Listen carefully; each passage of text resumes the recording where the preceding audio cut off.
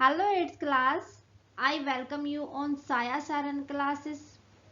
Student मैं आपके सामने फिर हाजिर हूँ साइंस की एक और न्यू क्लास के साथ। स्टूडेंट हम डिस्कस कर रहे थे चैप्टर नंबर 6 को, कंबशन एंड फ्लेम को। पिछली क्लास में हमने डिस्कस किया था जो एनसीईआरटी की हमारी टेक्स्ट बुक है उसके क्वेश्चन नंबर 10 तक। उम्मीद करती हूँ कि सारे के सारे क्वेश्चन आपको अच्छे से क्लियर हो गए होंगे। इसी उम्मीद के साथ आज चैप्टर को एंड करते हुए हम डिस्कस करेंगे क्वेश्चन नंबर 11, 12 एंड 13 को।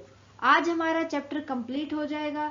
उम्मीद करती हूँ कि आपने भी अच्छे से खत्म किया होगा, चैप्टर को अच्छे से समझा होगा। सो करते हैं आज की क्लास स्टार्ट हमारे। उससे पहले देख लेते एक motivational thought. In time things will fall right in place. भाई आपसे कोई चीज बार बार गलत हो रही है, आपके साथ कोई चीज अच्छे से नहीं निकल रही, तो आप उसको थोड़ा सा टाइम दो। टाइम के साथ साथ सारी चीजें अपने आप सही हो जाती है। क्योंकि अगर हम टाइम देंगे तो हमारे दिमाग से बर्डन कम होगा, हमें सोचने का मौका मिलेगा, दोबारा से उस चीज के ऊपर सोचते हैं हम तो वो चीजें सही हो जाती है। हमें हर चीज को थोड़ा सा टाइम देना चाहिए। ठीक है, इसी के साथ देखते हैं क्वेश्चन नंबर। देखते हैं question. An experiment 4.5 kg of fuel was completely burnt. The heat produced was measured to be 1,80,000 kilojoule. Calculate the calorific value of fuel. आपने एक एक्सपेरिमेंट किया भाई, उसके अंदर आपने 4.5 kg फ्यूल को पूरी तरह जला दिया। उस फ्यूल ने जो हीट प्रोड्यूस की वो मेजर की गई आपने 1,80,000 किलो जूल में। अब आपको कैलोरीफिक वैल्यू ऑफ फ्यूल बतानी है। ठीक है, करते हैं कैलकुलेट। हमें पता है जो कैलोरीफिक वैल्यू होती है फ्यूल की वो हम निकालते हैं, जितनी भी हीट प्रोड्यूस की गई है उसको टोटल फ्यूल के साथ डिवाइड कर देंगे। अब हमारे पास टोटल हीट कितनी थी 1,80,000। अब हमारे पास फ्यूल कितना था भाई 4.5 kg, है ना, तो डिवाइड कर दो, ये आ जाएगा हमारे पास 40,000 किलो जूल पर केजी। कितनी करेगा, 1 किलो के ऊपर 40,000 किलो जूल, इतनी वैल्यू होगी फ्यूल की। कौन सी वैल्यू, कैलोरीफिक वैल्यू। क्लियर है, बढ़े आगे question number 12। Can the process of rusting be called combustion. क्या आप कह सकते हो जंग लगना कंबशन की प्रोसेस होती है। डिस्कस, अपने आंसर को डिस्कस करो। देखो answer, the process of rusting emit, emit का मतलब होता है निकालना या आउट करना, heat during the formation of its oxide. कि जब रस्टिंग की प्रोसेस होती है, जंग लगता है, तो उस टाइम पर जब वो अपनी ऑक्साइड बनाता है तो उस टाइम पर वो हीट प्रोड्यूस करता है या निकालता है, आउट करता है। So we can call the process of rusting as slow combustion. तो जो रस्टिंग की प्रोसेस होती है उसको हम कह सकते हैं स्लो कंबशन का मतलब धीरे धीरे कंबशन होना।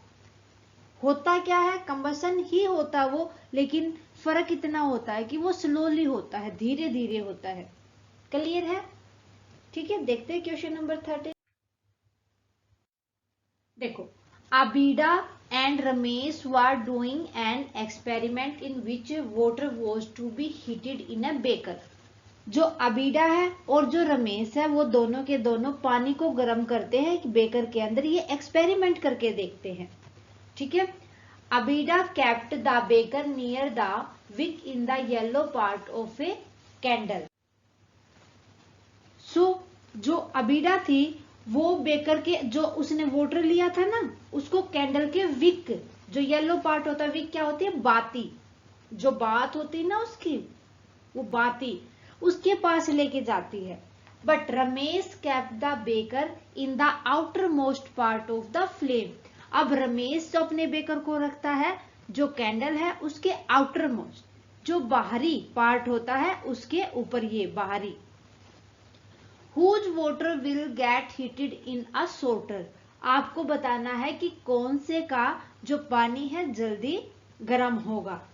अब सबसे हॉट पार्ट कब होता है, जो कैंडल थी हमने पढ़ा था उसका पूरा का पूरा डायग्राम अब भी डिस्कस किया था क्वेश्चन आंसर में। जो आउटर मोस्ट पार्ट होता है वो सबसे ज्यादा हीट प्रोड्यूस करता है। सो जो रमेश ने अपने बेकर को रखा था तो उसका पानी जल्दी गर्म होगा बजाय अबीडा के। ठीक है, देखो answer. The water which was put buy Ramesh will get heated in a shorter time, क्योंकि वो सबसे ज्यादा हीट पार्ट होता है जो कैंडल का उसके पास रखता है अपने बेकर को, because he had put it nearer to the hottest zone of the flame. यही इसका आंसर होना था। ठीक है, सो स्टूडेंट ये थे हमारी एनसीईआरटी की बुक के क्वेश्चन आंसर। उम्मीद करती हूँ कि पूरा चैप्टर और सारे के सारे क्वेश्चन आंसर आपको अच्छे से याद हो गए होंगे, अच्छे से क्लियर हो गए होंगे। फिर भी कोई डाउट रहता है तो आप नीचे कमेंट सेक्शन में लिख दें, जितना जल्दी पॉसिबल होगा हम आपके डाउट को क्लियर करेंगे। और स्टूडेंट नेक्स्ट क्लास के अंदर हम डिस्कस करेंगे साइंस के चैप्टर नंबर 7 को। आने वाली क्लास को बिल्कुल भी मिस ना करें, आज वाली क्लास को परफेक्टली क्लियर कर ले ताकि कोई भी डाउट ना रहे। स्टूडेंट क्लास कैसी लगी आप हमें कमेंट करके बताएं।